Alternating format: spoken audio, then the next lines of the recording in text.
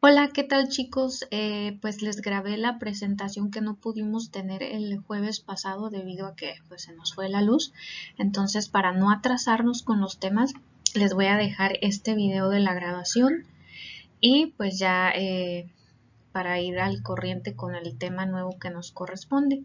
Entonces, pues vamos a empezar otra vez de nuevo hablando acerca de esta segunda unidad que pues de alguna manera vamos a estar hablando de varios teóricos, de varios enfoques que tienen que ver con la sociología de la educación. Vamos a ver algunos filósofos que de alguna manera pues le han aportado mucho a esto de la sociología de la educación y pues ahorita vamos a ver a lo largo de las diapositivas pues los pensamientos de estos hombres y para que podamos ir entendiendo esta parte de qué fue lo que ellos dieron para ese empuje de esa fusión de sociología con educación. Entonces, pues síganme con las diapositivas. Muy bien, pues como introducción, el producto de las transformaciones históricas, revoluciones modernas y preocupaciones filosóficas del siglo XIX, surge el pensamiento marxista, caracterizándose por su capacidad para interpretar las transformaciones socioculturales a lo largo de la historia, pero sobre todo por explicar las consecuencias humanas de los cambios y transformaciones históricos. Entonces aquí en la introducción pues estamos viendo esta parte, ¿no? De dónde surgieron estas ideas o por qué surgieron, por qué empezó a ocurrir este movimiento de las revoluciones modernas. Obviamente siempre cuando algo surge para quitar algo que no está funcionando, pues se le llaman revoluciones, ¿no? Porque son ideas que se contraponen o son distintas a las originales y a veces generan pues una infinidad de pensamientos. Para este tiempo, pues los marxistas o los que seguían a Marx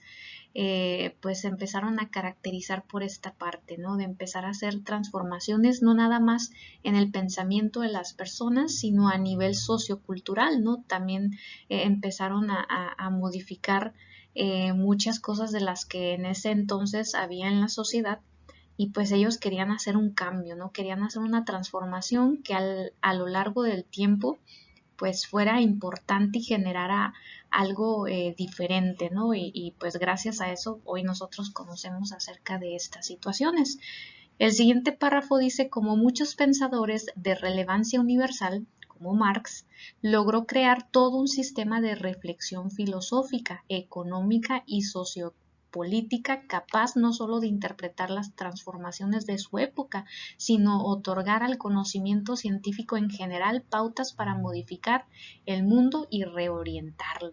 Entonces aquí en estos primeros párrafos pues estamos viendo nuevamente, ¿no? O sea, lo que Marx hizo no solamente fue cambiar los pensamientos de su época, sino también aportarle a los que hoy en día surgen, porque todavía Marx tiene mucha influencia sobre el pensamiento de muchas personas. Entonces, pues aquí dice, o sea, no solamente fue hacia la filosofía, sino también a la economía y sobre todo a la sociopolítica, ¿no?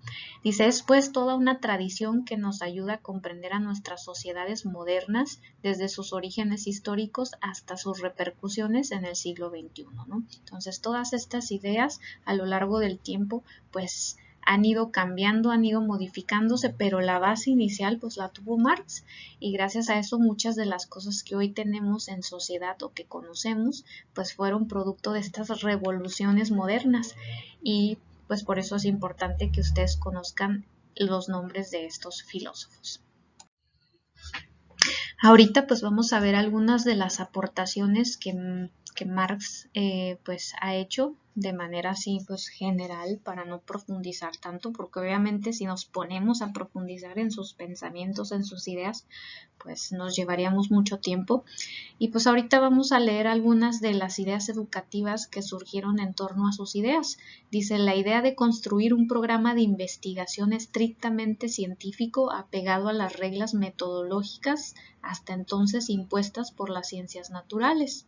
Aquí pues nos está diciendo que él no solamente quería que se hablara sobre matemáticas, sobre astronomía, sobre ciencias que iban más hacia lo natural, hacia lo que se podía ver, sino que él también quería construir un programa donde hubiera también otras materias, ¿no? Donde también se pudiera analizar esta parte social, esta parte política. Entonces, para él era muy importante crear estas ideas. El proyecto de construir una ciencia social lo suficientemente crítica como para aportar análisis que permitan transformar las situaciones de la moderna sociedad capitalista. En aquel tiempo, pues obviamente los ricos eran los que tenían las oportunidades y él quería construir un programa que también pues incluyera ahora sí que a la clase media o media baja, ¿no? Entonces que todos pudieran tener esta capacidad de poder tener al alcance pues el conocimiento. Una teoría expresada en la distinción entre una estructura o base económica de la sociedad sobre la cual se levanta una superestructura que contiene las prácticas culturales e ideológicas, así como su forma de organización jurídico-política. Él también pues quería que se hablaran de todos los temas, ¿no? No nada más los que consideraran que eran importantes, sino que se abarcara también esta parte de lo jurídico, de lo político, que se hiciera una distinción especial a la parte de la sociedad, ¿no? Lo que implicaba esta parte, y una teoría de la historia, es decir, una manera de analizar y reconstruir la historia de la humanidad por medio de lo que denominó modos de producción. Para Marx, la sociedad se constituye por la necesidad que tienen los seres humanos de entrar en mutua relación en la producción de bienes y servicios con la idea de satisfacer sus necesidades. Por tanto, el origen del ser social se halla en la producción. En ese tiempo, pues empezaba a surgir mucho también la industria. Entonces él, pues en base a sus ideas, decía que las personas, pues buscaban ahora sí que relacionarse socialmente, porque buscaban un bien en común que era precisamente producir para tener un buen capital.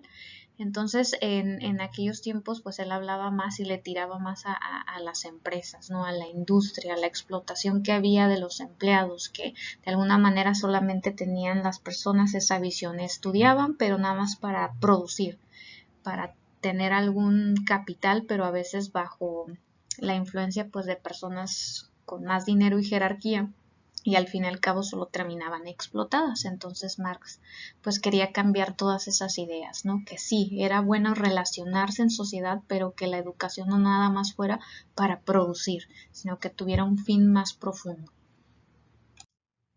En esta imagen pues se puede apreciar a Marx, y pues dice que la sociología de Marx es una sociología del cambio, ¿no? Desde sus inicios ese era su propósito de Marx, o sea, hacer un cambio en el pensamiento, en la sociedad, en la cultura, en muchos aspectos, desafiar lo tradicional para adentrarnos a algo nuevo.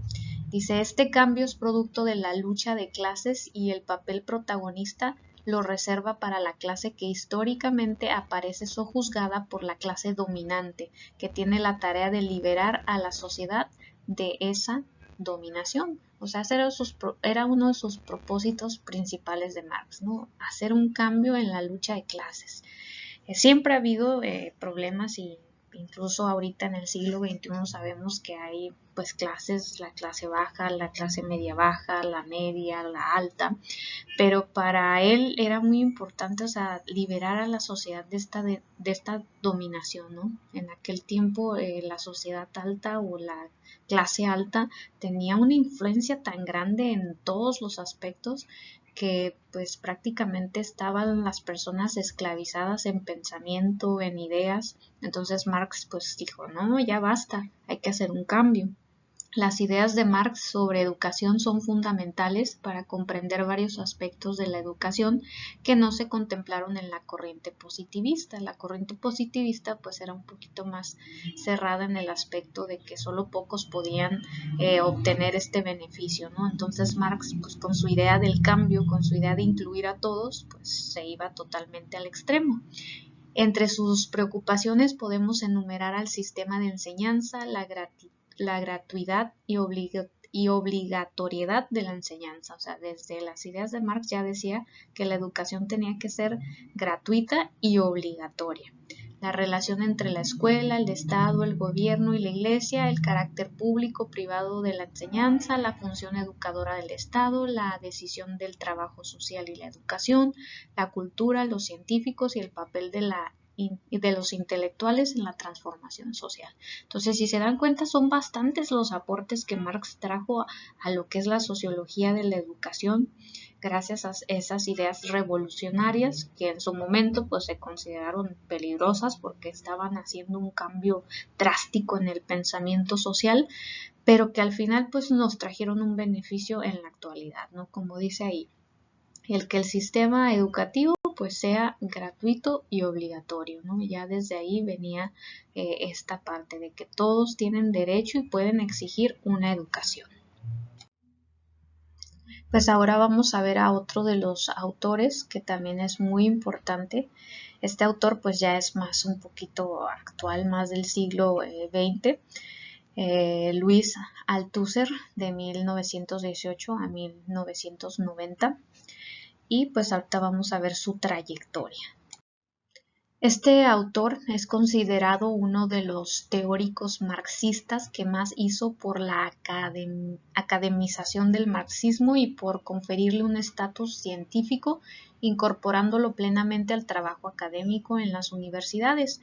De hecho, casi no existen planes y programas de estudio contemporáneos que no dediquen gran parte de sus estudios al materialismo histórico, ¿no? Entonces, este autor, aunque es mucho más actual de lo que fue Marx, pues ya traía estas ideas, ¿no? De hacer cosas diferentes y hacer un cambio diferente en cuanto al trabajo académico. En este caso, este autor, Althusser, pues se dedicó más al trabajo académico de las universidades, pero pues de igual manera tuvo una influencia muy importante.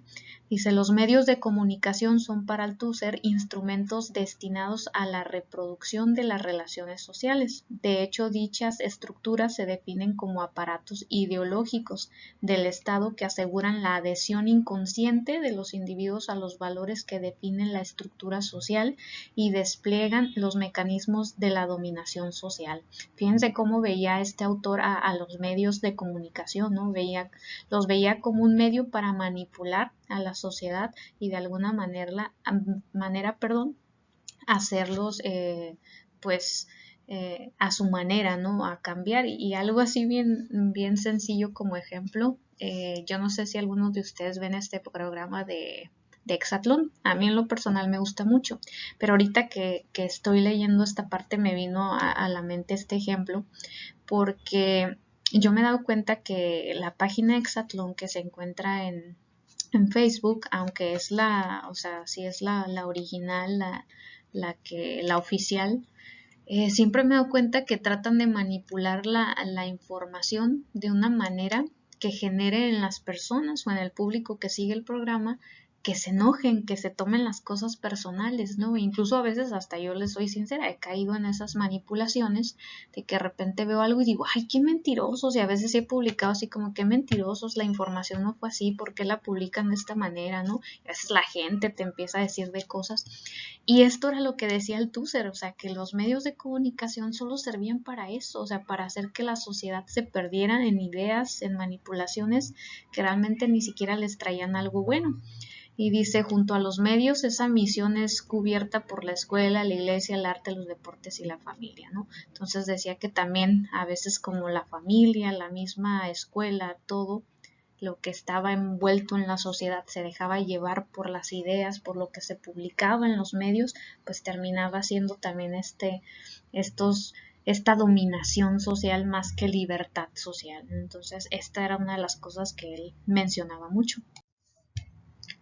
Las ideas de Althusser, como las de otros teóricos, dan forma a lo que se ha llamado teorías de la reproducción en educación, desarrolladas en el marco teórico de la sociología de la educación. Entonces, estas ideas que Althusser a lo largo de pues, su vivencia, su experiencia, pues él creó estas teorías para que precisamente pues después se utilizaran y las pudiéramos dar a conocer, por ejemplo, como en esta clase. Dice, esos cuerpos teóricos entienden que la educación es un medio mediante el cual se reproducen o perpetúan las relaciones sociales desiguales vigentes. A diferencia de las teorías pedagógicas que proyectan intervenciones sobre la educación, las teorías educativas de la reproducción intentan describir y explicar el funcionamiento de la escuela, destacando fundamentalmente su papel reproductor de las relaciones de clase inmersas en el sistema capitalista. Entonces aquí vemos una de las aportaciones de la educación de Althusser. Él decía, o sea, yo tengo esta teoría de la reproducción, pero no es como para hacer intervenciones, es para que se den cuenta de lo que tiene que hacer la escuela, ¿no? ¿Cuál es el funcionamiento real de la educación? Y destacaba estas partes en las que pues no actuaban bien para que se dieran cuenta de cómo había estas manipulaciones. Entonces pues sí fue un personaje así como un poquito controvertido por sus ideas, igual que Marx en su tiempo, pero que al igual gracias a eso pues nos damos cuenta de muchos factores importantes. Ahora vamos con otro autor que es Antonio Gramsci. Él estuvo en el periodo de 1891 a 1937 y pues igual tenía ideas muy parecidas a los marxistas, era también un fiel seguidor y ahorita vamos a ver pues sus aportaciones. Y como ya les había mencionado, pues otro de los continuadores de las ideas marxistas fue precisamente este hombre, Antonio Gramsci, quien llamaba a la teoría marxista filosofía de la praxis, o sea, filosofía de la práctica, que se refiere a la interacción de teoría y práctica en el ambiente educativo, tendiente a la creación de un nuevo hombre que sería dirigente e intelectual y técnico, mismo que borraría la división social del trabajo impuesta por el capitalismo. Como se dan cuenta, también Antonio Gramsci nos hablaba esta parte del capitalismo, ¿no? O sea, de cómo los ricos pues movían a los pobres. Entonces él llamó a su teoría o a esta filosofía de la praxis porque él hablaba de que había una interacción entre lo que se decía y también en la práctica. Más bien él quería que se entendieran, ¿no? O sea, no nomás es dar la información, sino también que la puedan practicar. Gramsci afirmaba que el desarrollo de la base industrial en la ciudad y el campo trajo consigo un cambio en la orientación de la cultura y de la escuela clásica, así como la aparición de la escuela técnica, del sistema de escuelas particulares, de especialización que implica la separación entre trabajo intelectual y trabajo manual, y atrajo también la crisis escolar mismo que representa un aspecto de la crisis orgánica del sistema capitalista. Entonces, pues aquí nuevamente nos habla de las ideas del trabajo que este autor pues, se dio cuenta referente a cómo se manejaban las sociedades, a cómo de repente, o sea, se vivía bajo la escuela clásica, la escuela tradicional que era cerrada, que era cuadrada, que no permitía que el alumno interactuara. Y pues estos autores decían, no, el alumno tiene que interactuar, o sea, no nada más es recibir información, sino también practicarla, también buscar por sí mismo la solución de sus situaciones. Entonces, esta filosofía, la praxis o de la práctica, pues fue uno de los movimientos más importantes en el tiempo de Gramsci y que dejó muchas ideas muy importantes en la escuela nueva que hoy en día manejamos porque abrió este panorama para pues permitir que el alumno pudiera interactuar con la teoría. Y pues ya por último dice que la unidad que Gramsci buscaba en el principio educativo y que en cierto modo existía en el nivel elemental es la unidad entre instrucción y trabajo, entre educación e instrucción, entre la capacidad de dirigir y la adquisición de la capacidad para reproducir. De aquí su polémica contra la escuela idealista y fascista. De aquí también se desprende la visión de la escuela humanista, que tenía en el latín y en el griego su principio educativo único, universalmente válido, pero que a decir de Gramsci se encuentra en crisis y que no se ha logrado del todo sustituir por una verdadera pedagogía democrática. Consiste en hacer que cada ciudadano de cada ciudadano un gobernante en hacer coincidir gobernantes con gobernados. Entonces, nuevamente, aquí nos habla Gramsci de que él buscaba un equilibrio, ¿no? De que todos fueran igual, de que todos llegaran a un nivel máximo de conocimiento y que no hubiera clases donde había pobres y ricos, dominados y dominantes, ¿no? Sino que hubiera esta parte de que todos tuvieran acceso pues a una educación donde pudieran aportar no solamente el docente, sino también el alumno. Entonces aquí vemos un principio de filósofos que ya nos hablaban pues de mejorar, ¿no? En el aspecto de la educación tradicional, que solamente era crear robots que memorizaran, y ellos desafiaron, los marxistas, pues esta idea y la revolucionaron a tal grado que después surgieron otros movimientos que ustedes ya irán viendo a lo largo de su carrera. Pero pues ahorita vimos estos principales teóricos, vamos a estar viendo más. Así que si les surge alguna duda, chicos, pues ya saben, me la pueden hacer llegar y espero que el tema haya quedado claro.